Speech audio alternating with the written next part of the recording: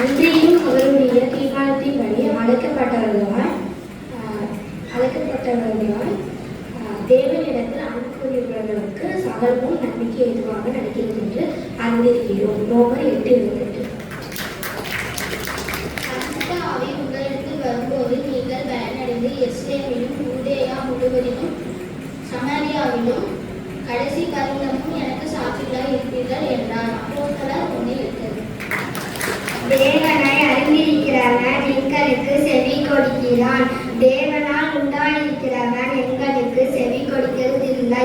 1 யோவான் 4:6.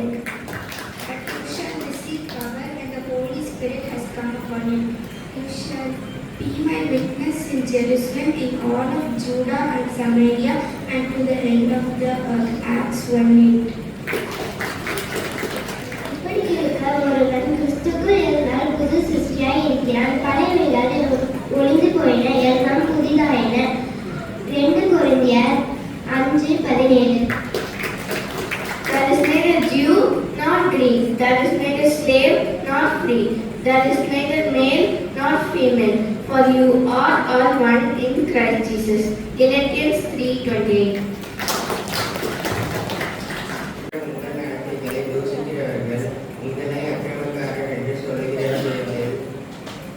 வெட்கப்படும்படிக்கு நம் மனசாட்சியுடையவர்களாய் இருந்தனர். 1 பேதுரு 3:16.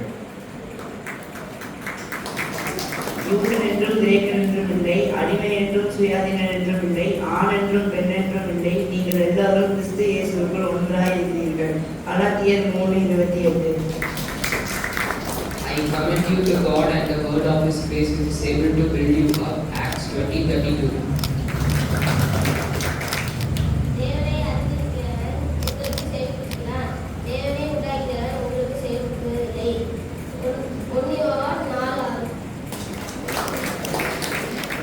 Whoever knows God listens to us, and who is not of God does not listen to us. John 4:6a. Keep your conscience clear so that when you abuse those who reveal your good behavior in Christ may be put to shame. 1 Peter 3:16. Keep in mind, stay on thee, because they trust in thee. Isaiah 56:3. பரிசுத்தவான்கள் உங்களிடத்தில் வரும்போது நீங்கள் பலனடைந்து எருசலேமிலும் யூதேயா முழுவதிலும் சமாரியாவிலும் பூமியின் கடைசி பரியந்தமும் எனக்கு சாட்சியாக இருப்பீர்கள் என்றார். அப்போஸ்தலர் 8.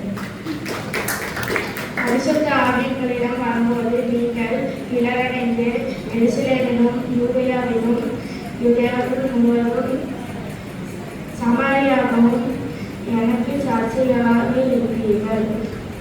அப்போஸ்தலர் 1.